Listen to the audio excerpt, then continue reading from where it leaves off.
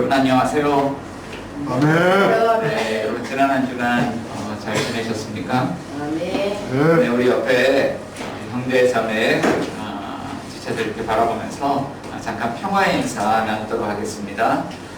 우리 형제님은 자매님들에게, 자매님은 형제들에게 주님의 평화가 우리 형제님, 자매님과 함께 하시기를 바랍니다. 인사드리겠습니다.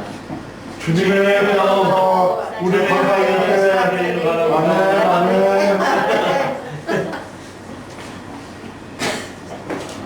네, 오늘도 말씀에 나눔을 받으시길 바랍니다.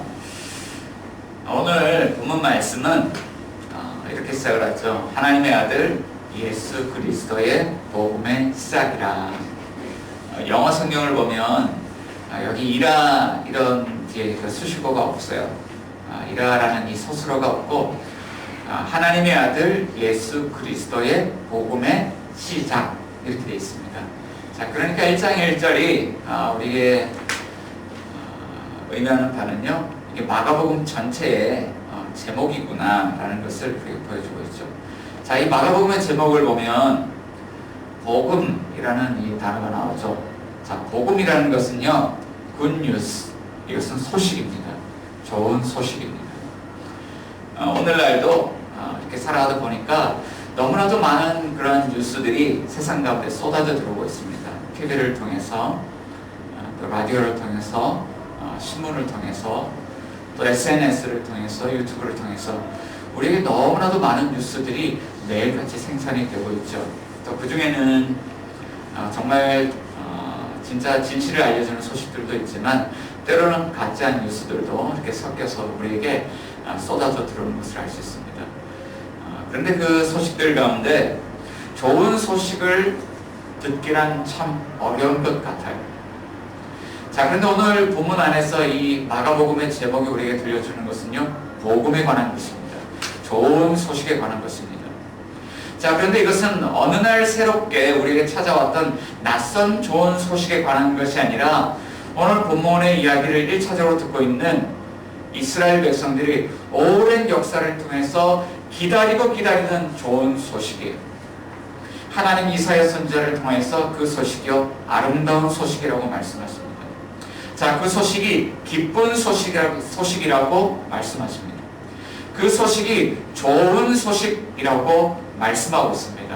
자, 이것은 시온의 예루살렘의 평화가 공포되어지고 구원이 공포되어지고 내 하나님이 통치하신다라는 좋은 소식입니다.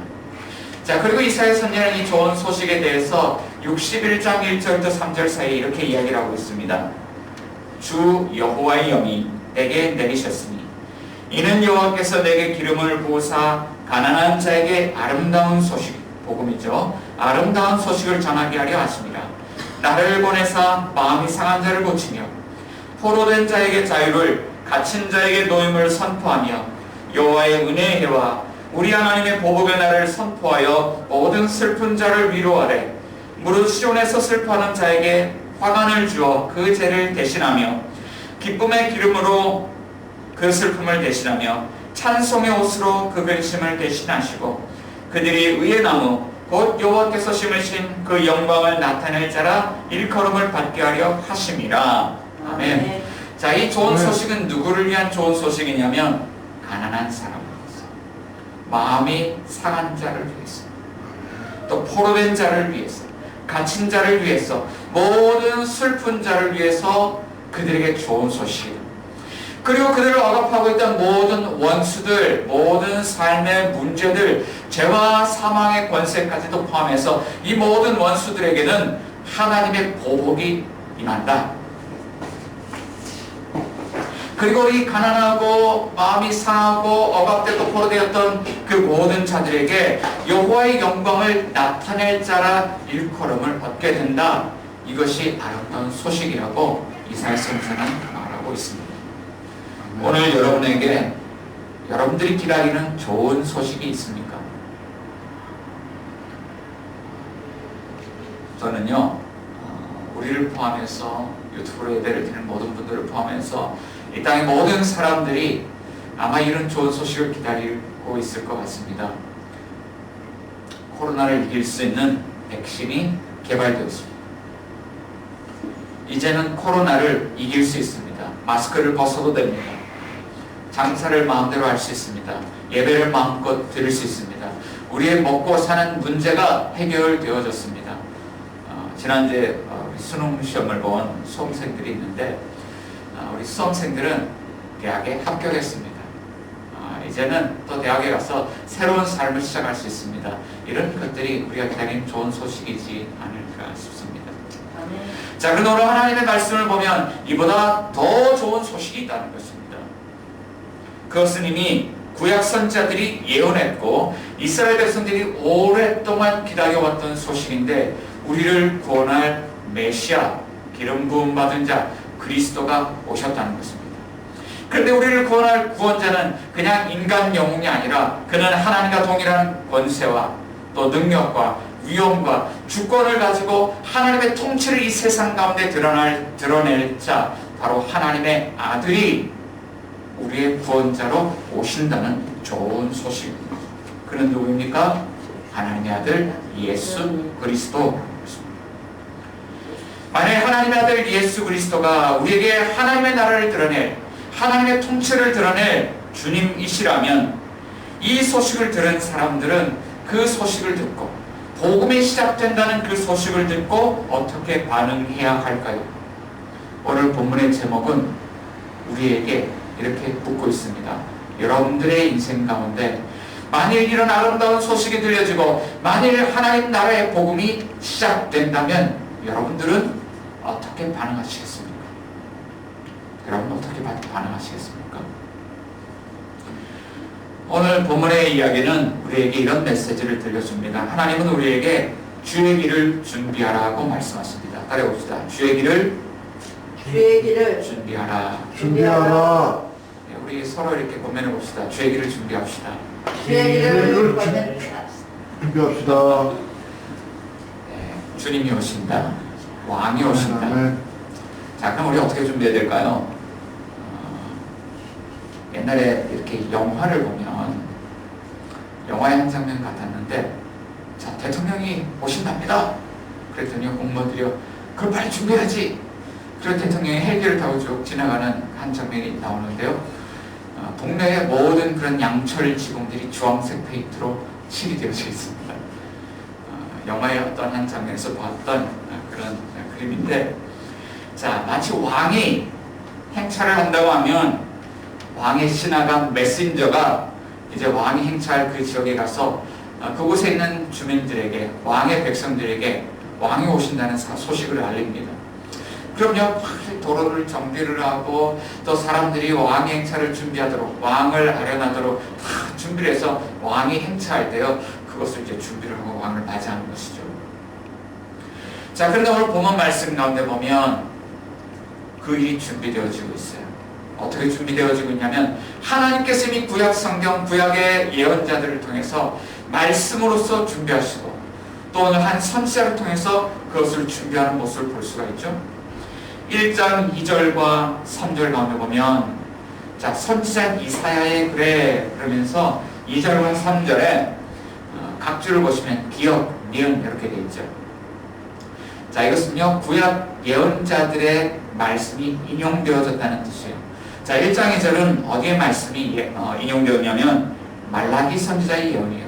말라기서 3장 1절 가운데 보면 만군의 여호와가 이르노라 보라 내가 내 사자를 보내리니 그가 내 앞에서 길을 준비할 것이요 라고 말씀하고 있습니다. 하나님 나라의 왕이 행차하시기 전에 말라기 선지자는 그 앞에 하나님이 사자를 보내신다고 예언을 했습니다.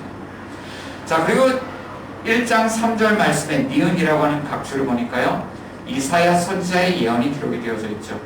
이사야서 40장 3절 외치는 자의 소리가 이르되 너희는 광야에서 여호와의 길을 예비하라. 사막에서 우리 하나님의 대로를 평탄하게 하라. 이사야 선지자도 이야기했죠. 자, 왕이 오실 때 주의 길을 곧게 하라. 왕의 대로를 평탄하게 하라고 예언을 했다는 것이죠.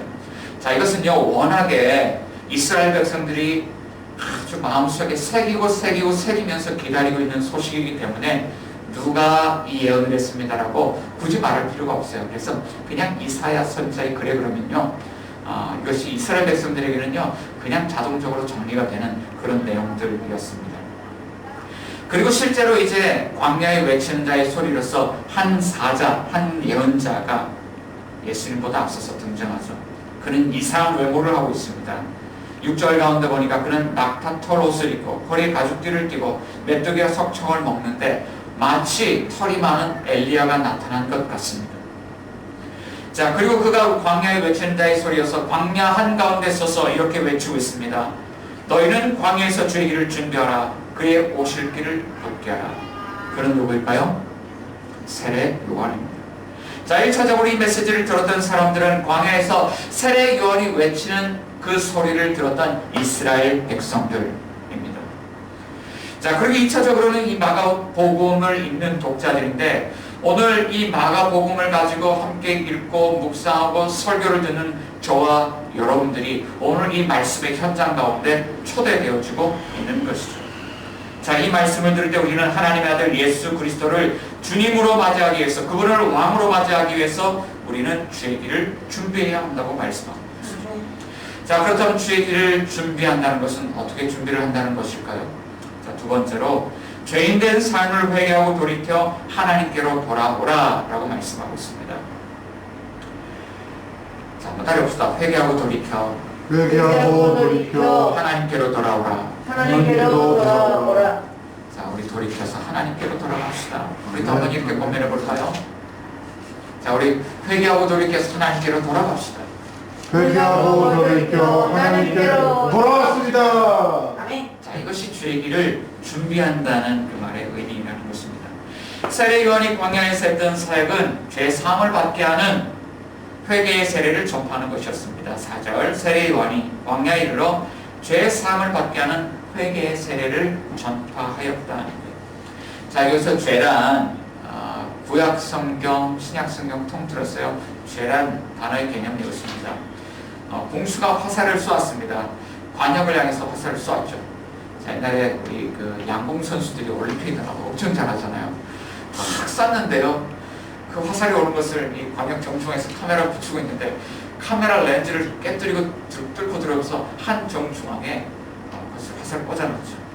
자, 이것은요, 공수가 화살을 당해서 화살을 쏘았는데 죄라는 것은 이것입니다. 화살이 관역을 향해서 나아가야 되는데 관역을 향해서 나아가지 않고 길을 잃어버린 상태. 이것이 죄라는 거예요. 자, 그리고 또 회개라는 단어가 나오는데 이 단어는요, 그 자리에서 멈추어 서서 마음을 돌이키는 것. 그리고 마음만 돌이키는 것이 아니라 삶의 방향을 완전히 돌이키는 것. 마음을 돌이키고 삶을 돌이키는 것. 방향 전환. 이것을 회개의 의미라고 하는 것입니다. 자, 그래서 죄 사함을 받게 하는 회개라는 것은 세례 요한의 설교를 들은 백성들이 이 말씀을 들을 때 자, 스스로가 하나님이 원하셨던 그 목표, 관역에서 벗어났다는 사실을 인정하고 죄인됨을 인정하고 그 자리에서 멈춰서 마음을 돌이키고 삶의 방향을 돌이켜서 다시 하나님이 원하시는 삶의 방향으로 나아가는 것. 자, 그것이 죄 사함을 받게 하는 회개의 의미라는 것이죠. 네. 자, 마가복음에서는요, 이 내용을 너무나도 간단하게 기록하고 있습니다. 자, 그렇게 되면 구체적으로 세례 요한이 회개의 세례를 전파할 때 그날 어떤 일이 있었는지 마가복음에서는 구체적으로 드러내 보여주질 않죠.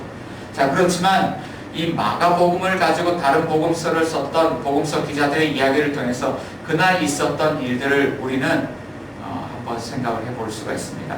마태복음 3장 2절 가운데 보면 세례 요한이 광야에서 이렇게 외쳤습니다. 회개하라, 천국이 가까이 왔느니라. 자, 그때 유대인들이 광야에서 세례 요한의 말씀을 듣고 회개하고 세례를 받기 위해서 그들 앞에 나왔습니다. 자, 그리고 세례 요한이 요단강에서 세례를 베풀고 있습니다. 자, 그런데 어떤 사람들은 그 자리에 나와서 세례 요한으로부터 된통, 호통과 같은 그런 책망을 받고 있는 모습을 볼 수가 있죠. 자, 그들은 누구였냐면 바리새인과 사두개인들이었습니다. 세례 요한은 그들을 향해서 이렇게 책망을 합니다. 독사의 자식들아, 누가 너희를 가르쳐 임박한 진노를 피하라 하더냐? 그러므로 회개에 합당한 열매를 맺으라. 바리새인, 사두개인, 성전에서 일하는 성전 지도자들, 그리고 평신도들 가운데 율법 운동을 하는 그 율법 학자들, 또 지도자들, 자 그들은요 냉통 책망을 받고 있어요. 또 반면 누가복음에서는 전혀 다른 부류의 사람들이 세례 요한으로부터 책망을 듣습니다. 그들은 옷 두 벌 입는 사람, 먹을 것이 있는 사람, 세리, 군인과 같은 사람들이었습니다.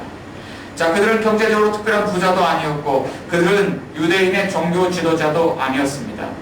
자, 그들은 다만 먹고 사는 것을 위해서 걱정하는 사람들이었고 생존을 위해서라면 세리와 군인과 같은 어떤 일이라도 할 수 있는 그런 사람들이었습니다. 당시 유대는 로마 제국의 식민지 통치를 받고 있었습니다. 자, 그리고 유대 사람들이 세리와 군인으로 일한다는 것은 로마의 공무원이 되어서 자기 동족들의 고효를 빨아먹고 사는 그 일을 한다는 의미였습니다. 자, 그러니까 이런 생존을 위해서 이런 일을 하게 될 때 유대인 동족들은 이런 사람들에 대해서 저들은 매국노다, 나라를 팔아먹고 민족을 팔아먹는 사람들이라는 손가락질을 받았습니다. 자, 그러니 세례 요한이 유대인이지만 유대인으로서 자신의 안위에만 관심이 있고 가난하고 연약한 형제 자매들을 돌보지 않는 그들에 대해서, 자신들의 살 길을 찾아가는 그들에 대해서 독사의 자식들아 라고 하면서 경고했다는 것입니다. 자, 여기에 공통점이 있죠. 세례 요한이 회개의 세례를 전파하면서 책망하는 대상들을 보면 모두가 다 유대인들이었습니다. 자, 그리고 유대인들 가운데서 양극단에 서 있는 사람들을 책망하고 있습니다. 팀 켈러 목사님은 그 양극단의 사람들이 이런 사람들이라고 표현했습니다. 그들은 율법주의자들이었습니다. 또 반대편에 있는 사람들은 율법 폐기론자들이었습니다. 유대 종교 지도자들을 향해서 그들은 종교인이라고 이야기합니다. 그리고 세리와 군인과 같이 또는 옷두벌이 있는 자와 같이 자기의 안위에만 관심 있는 그 사람들에 대해서 그들은 유대인이지만 비종교인이다 라고 이야기를 하고 있습니다. 자, 율법주의와 율법 폐기주의, 종교와 비종교, 자, 이것들은 양극단인 것이지만 팀 켈러는 이들이 서로 다른 사람들이 아니라 동일한 부류고 하나라고 이야기합니다. 한 사람은 율법주의를 통해서 자기 의의를 쌓고 스스로 자기를 구원하려고 하는 자기중심주의, 그리고 율법 폐기주의 비종교는 이렇게 신앙생활을 하고 있지만 율법을 폐기하고 자기 뜻대로 생존할 길을 찾아가면서 그들도 스스로가 구원자가 되어서 살아가는 자기중심주의를 추구하는 사람들. 그러니까 이 두 부류 모두 자기중심주의의 노선을 걷고 있고 스스로 하나님과 같이 되어서 하나님의 주되심을 거절하고 스스로 하나님과 같이 되어서 살아가는 죄인들이라고 이야기하고 있는 것입니다.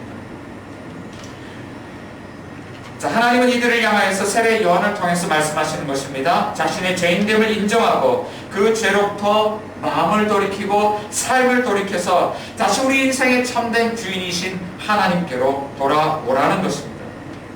자, 그런데 여기에 매우 독특한 점이 하나가 있습니다. 세례 요한이 유대인들에게 이것을 촉구하고 있는데 유대인들은 이미 할례를 받은 사람인데 또다시 세례를 받으라고 요청하고 있다는 것이죠. 당시에 이 세례는요, 세례 요한이 이 물세례를 베풀기 이전까지 이 세례는 이방인들이 개종을 해서 유대교로 들어올 때 그때 행하는 예식이었습니다. 자, 그러니까 이미 유대교 안에서 유대인으로서 하나님을 섬기는 삶을 살아가고 있는 그 사람들이 다시 세례를 받는다는 것은요, 대단히 이상하게 느껴질 만한 그런 일이었습니다. 자, 그럼에도 불구하고 세례 요한은 유대인들에게 세례를 받으라고 요청하고 있다는 것입니다. 자, 그런데 희한하게도 세례 요한이 광야에서 죄사함을 받게 하는 회개의 세례를 전파했을 때 희한하게도 이런 결과가 주어졌어요. 여러분, 우리 5절 말씀 한번 찾아봅시다. 5절 말씀을 같이 한번 읽어보겠습니다. 시작. 온 유대 지방과 예루살렘 사람이 다 나아가 자기 죄를 자복하고 요단강에서 그에게 세례를 받더라. 자, 몇 사람이 나왔습니까? 어디에서 나왔습니까? 유다 지방과 온 유다 지방과 예루살렘에서. 자, 나왔던 사람들이 몇 사람이 죄사함을 받게 하는 회개세를 받았습니까? 다.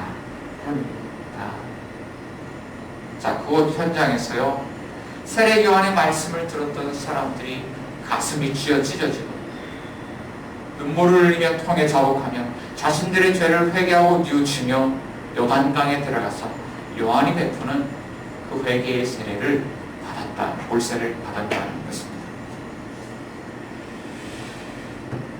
그들은 광야에서 세례 요한이 설교할 때, 요단강에서 세례 요한이 세례를 베풀 때 그들은 오랜 과거의 역사를 기억했습니다. 자, 그것은 출애굽을 했던 그들의 조상들의 이야기였습니다. 그들의 조상들은 광야에서 40년 동안이나 방황하며 훈련하는 시간을 가졌습니다. 자, 그리고 그 사건들을 통해서, 그 역사적 사건들을 통해서 그들의 후손들은 이렇게 다짐하고 또 다짐했습니다. 우리가 다시는 그 광야로 돌아가지 않으리라. 우리는 정말 하나님이 약속하신 이 땅에서 하나님 백성으로 살아가리라. 그렇지만 그들은 나라를 잃어버렸습니다. 로마의 나라를 빼앗겼습니다. 그들은 다시 세상의 종이 되고 노예가 되었습니다. 그들은 이 상황을 빠져나가 보려고 더 열심히 종교적인 의를 추구하고 더 열심히 율법을 지키려고 노력해 보았습니다. 그러나 소용이 없었습니다. 그래서 또 어떤 사람들은 이 상황에서 생존해 보려고, 자기 생명을 지켜보려고, 우리 가정을 지켜보려고 수단과 방법을 가리지 않고 먹고 살 방법을 찾았습니다. 세리가 되었습니다. 로마의 군인이 되었습니다. 이제 로마의 편에 서서 로마의 공무원이 되면 잘 살아갈 줄 알았습니다. 그러나 그들은 동족으로부터 소외당했습니다. 그들은 죄인 취급받았습니다. 그들은 나라를 팔아먹은 매국노 취급을 받았습니다. 그들은 수치스러운 삶을 살아가고 있었습니다. 그 어떤 노선에서 어떤 삶을 살아가더라도 그들에게 인생의 탈출구는 전혀 보이지 않았습니다.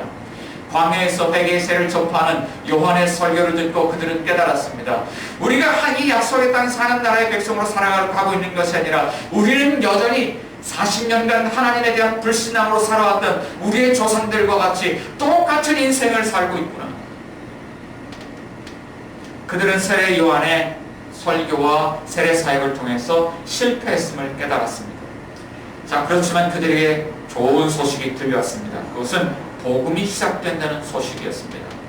자, 그럴 때 그들의 마음속에 다시 뜨거운 갈망이 일어나기 시작했습니다. 우리는 이 광야를 벗어나고 싶습니다. 우리가 요단강을 다시 건너가서 다시 하나님이 약속하신 그 나라에 들어가고 싶습니다. 주님, 우리가 회개합니다. 다시 우리가 하나님께로 돌이킵니다. 주여, 우리를 구원하여 주옵소서. 그날 이런 사건이 있었다. 그런데 이 이야기는 오늘 우리에게도 동일하게 하나님께서 묻고 있는 질문을 던져주고 있습니다. 오늘 저와 여러분들의 신앙의 현 주소, 영적인 주소는 어디에 있습니까? 광야입니까?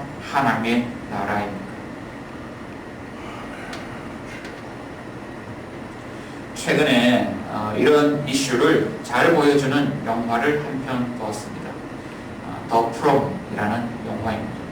지금 극장가에서 상영하고 있는 영화인데요. 미국 고등학교 학생들의 졸업 파티를 두고 벌어지는 내용의 이야기입니다.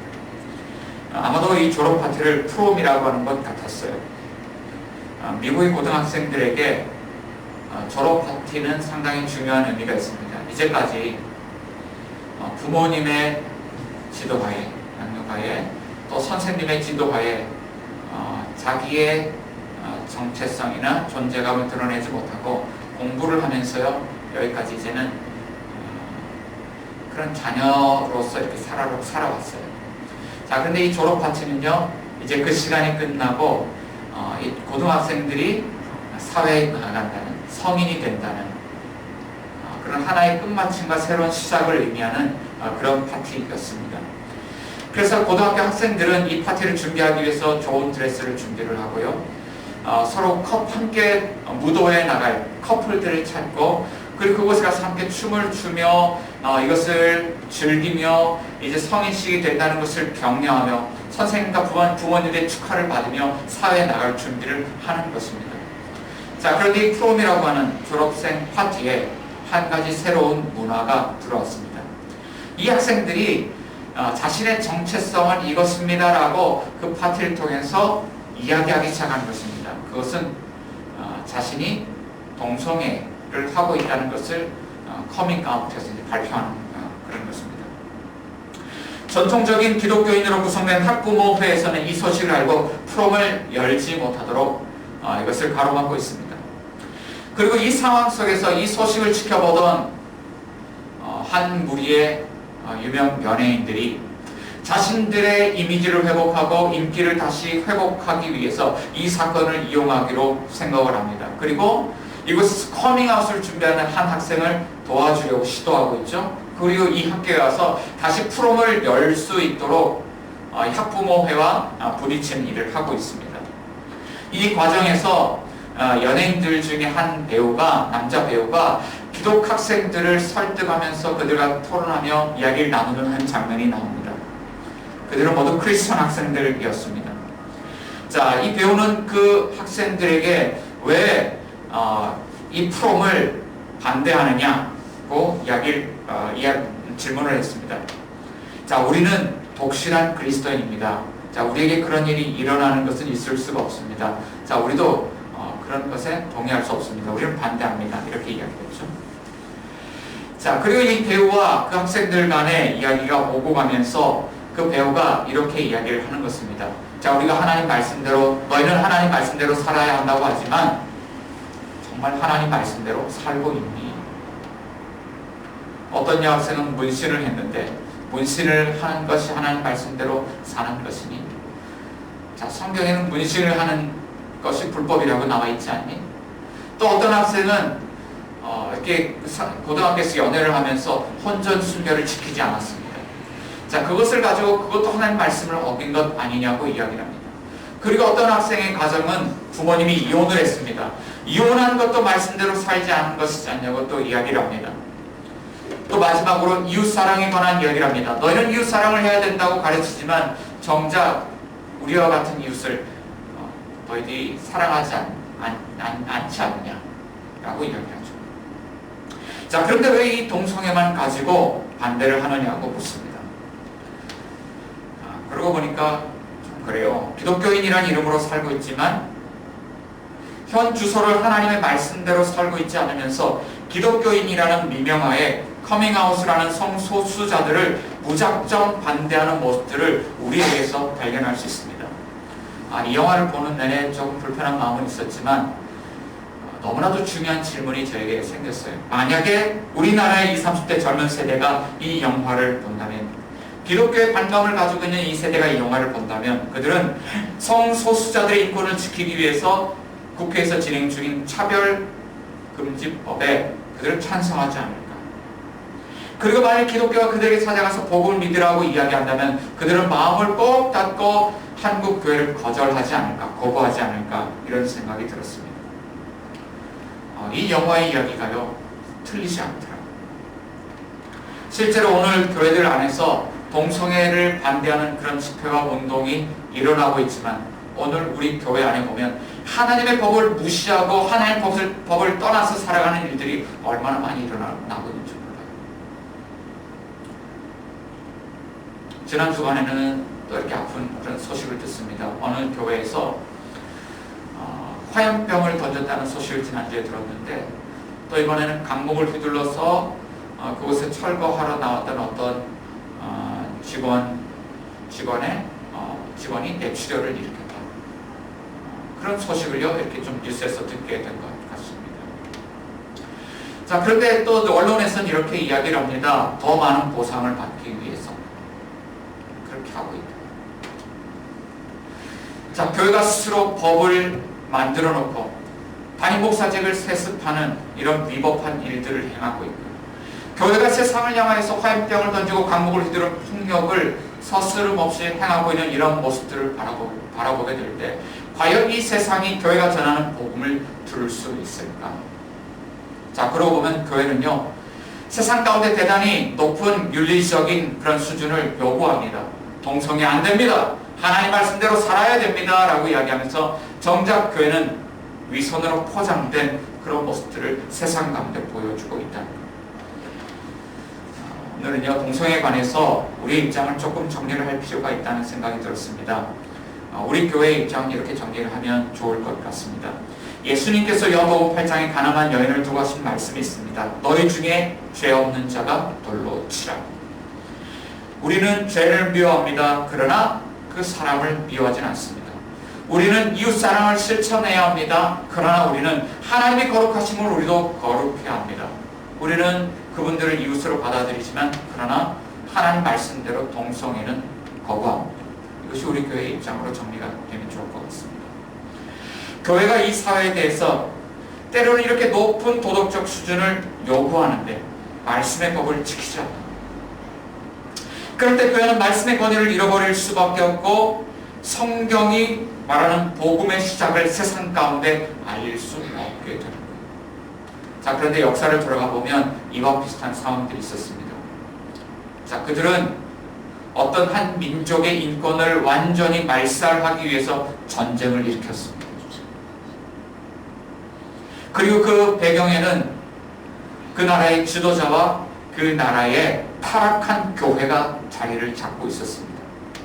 이것은 제2차 세계대전에 독일의 히틀러와 독일 군대, 그리고 타락한 독일 교회가 유대인들 말살 정책을 썼던 그 제2차 세계대전, 그 전쟁을 이야기하는 것입니다.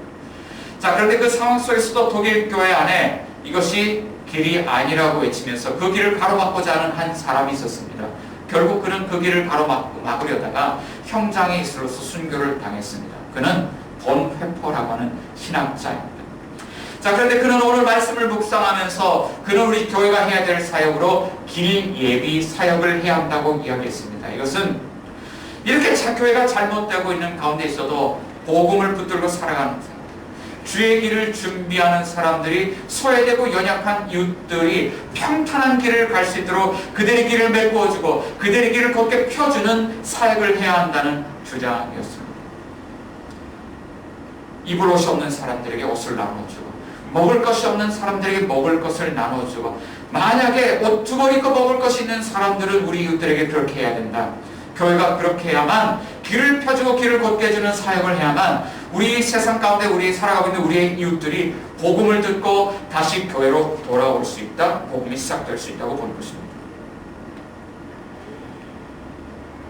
그렇다면 오늘 자기도 지키지 못하는 율법을 남들에게 강요하면서 위선과 행위로 포장된 자기 중심적인 교회가 주의 길을 준비하고 다시 복음의 시작에 참여하기 위해서 무엇을 해야 할까요? 요한은 분명하게 이야기합니다. 광야에서 죄사함을 받게 하는 회개의 세례를 통하여서 요단강을 지나고 약속의 땅으로 들어가야 한다. 어떻게 할 수 있을까요? 여기에 한 사람이 있습니다. 그는 하나님의 아들입니다. 그리고 그는 이 백성들을 구원하시기 위해서 왕으로서 구원자로서 기름 부음 받은 자 메시아 곧 그리스도입니다. 그가 세례를 받으러 요단강으로 나옵니다. 1장 9절 말씀을 봅니다. 그때 예수께서 갈릴리 나사렛으로부터 와서 요단강에서 요한에게 세례를 받으셨다. 그가 세례를 받으시기 위해서 요단강으로 들어갔습니다. 자, 여기서 세례라는 것은요, 침례를 의미하죠. 완전히 물속으로 들어가는 것입니다. 자, 그리고 그가 물에서 올라오실새 하늘이 갈라지고 성령이 비둘기같이 그에게 내려오고 있습니다. 자, 마치 창세기 1장에서 나오는 성령이, 하나님의 영이 수면 위에 운행하시더라 라는 그 모습을 보는 것 같습니다. 혼돈과 공허한 세상 가운데 하나님이 이 세상을 창조하시기 위해서 성령을 보내셨는데 성령께서 창조의 영으로서 이 세상에 수면 위에 운행하고 있습니다. 그와 같이 비둘기같이 성령께서 내려오셔서 자, 예수님을 감싸고 있습니다. 그에게 창조의 사역을 하고 있습니다. 그리고 하늘로부터 하나님의 음성이 들립니다. 너는 내 사랑하는 아들이라 내가 너를 기뻐하노라. 자, 예수님께서 세례를 받으셨습니다. 왜 세례를 받아야 했습니까? 세례요한이 베푸는 이 세례는 분명 죄 사함을 받게 하는 세례였습니다. 죄인들이 받아야 될 세례였습니다. 그러나 죄가 없고 하나님의 아들이신 그분이 오늘 이 세례의 자리에 나오셨어요. 그가 왜 세례를 받으셔야 됐을까요? 성경은요, 그 이유를 이렇게 이야기해 주고 있습니다. 우리와 하나가 되기 위해서. 특별히 사도 바울은 예수님의 십자가 사건과 관련해서 세례를 연결해서 이렇게 설명하고 있습니다. 로마서 6장 3절과 4절입니다. 무릇 그리스도 예수 앞하여 세례를 받은 우리는 그의 죽으심과 합하여 세례를 받은 줄을 알지 못하느냐. 그러므로 우리가 그의 죽으심과 합하여 세례를 받음으로 그와 함께 장사되었나니 이는 아버지의 영광으로 말미암아 그리스도를 죽은 자 가운데서 살리심과 같이 우리로 또한 새 생명 가운데서 행하게 하려 함이라. 세례는요, 우리가 죽고 다시 살아나는 그렇게 우리를 죽음에서 건져내는 구원의 능력이 있는 것이 아니에요. 세례는요, 우리가 예수 그리스도의 십자가 사건 속에서 예수님과 함께 죽고 함께 살아났다는 것을 표시해주는 사인입니다. 자, 그런데 예수님께서 세례를 받으신 것은 그가 우리가 동일한 죄인의 옷을 입고 이 땅 가운데 오셔서 그가 십자가에서 죽으시고 부활하는 것, 그것과 우리가 연합되게 하시기 위해서 예수님은 죄인의 대표가 되어서 세례를 받으셨다. 그렇기 때문에 우리는 세례를 통해서요, 예수님과 하나가 되었다는 것을 드러내 보여주는 것입니다. 자, 그런데 이것이 얼마나 놀라운 일인지 몰라요. 예수님과 하나가 될 때 우리에게 이런 일이 일어나는 것입니다. 그리스도 안에서 하늘로부터 우리에게 주의 성령이 임하는 것입니다. 그리고 성령이 임한 성령께서 우리를 비둘기와 같이 임하신 성령께서 우리 주변에 이렇게 운행하시면서요, 우리 안에서 우리를 창조하는 일들을 행하신다는 거예요. 어떤 창조냐면 이것입니다. 하늘로부터 말씀이 임합니다. 너는 내 사랑하는 아들이요 내 기뻐하는 사람. 우리가 그리스도와 함께 할 때 어떤 일이 일어나느냐, 세례요한 오늘 본문서에서 이렇게 이야기하죠. 나보다 능력 많으신 이가 내 뒤에 오신다. 나는 굽혀 그의 신발끈을 풀기도 감당하지 못하겠다. 나는 너에게 물로 세례를 베풀었거니와 그는 너에게 성령으로 세례를 베푸실 것이다. 예전에 기도할 때요, 제가 이렇게 기도한 적이 있어요. 하나님, 만약에 성령을 주시려면 불과 같이 그렇게 무서운 성령 주시지 마시고 비둘기와 같이 아주 온순한 성령님을 저에게 보내주세요. 옛날에 그렇게 기도했던 적이 있는 것 같습니다. 그런데 그런 의미가 아니라 우리에게 오실 성령님은 우리가 그리스도와 함께 할 때요, 우리를 창조하시는데 다시 우리가 하나님이 기뻐하시고 하나님이 사랑하시는 사랑받는 자녀, 기뻐하는 자녀가 되게 하시려고 그런 우리 안에서 그런 창조의 사역을 성령님께서 행하신다. 오늘 이렇게 이야기합니다. 그리스도와 함께라면 그가 요단강을 건너서 하나님 나라에 이미 들어가셨으므로 그와 함께 그 나라에 들어가는 길들이 열려져 있고, 이것은 우리가 율법적인 일로서 노력해서 들어가는 길이 아니라 우리가 생존을 해서 몸부림쳐서 들어가는 길이 아니라 그리스도와 함께 들어가는 길이다. 오늘 우리에게 이 음성을 드러나는 거예요. 너는 내 사랑하는 아들이여 내 기뻐하는 자라. 이 복음이 오늘 우리에게 그리스도와 함께 시작된다고 말씀하고 있는 것입니다. 만일 함께 있기만 해도 복을 받는다면 당연히 함께 있어야 되지 않겠습니까? 사랑하는 유시디교회 성도 여러분, 오늘 우리에게 함께 있기만 해도 복 주시는 분이 계십니다. 그는 하나님의 아들 예수 그리스도입니다. 오늘 그와 함께 이 복음이 시작되는 이 놀라운 은혜를 누리시는 저희 여러분들이 되시기를 주의 이름으로 축원합니다. 아멘. 우리 같이 한번 기도하겠습니다.